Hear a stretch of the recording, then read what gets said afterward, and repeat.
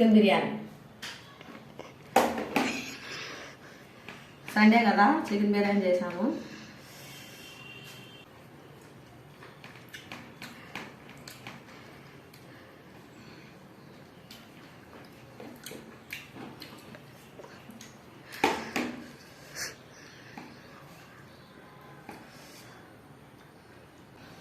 ఈరోజు సండే కదా, మీరే వండారో ఇట్లా కామెంట్ చేయండి.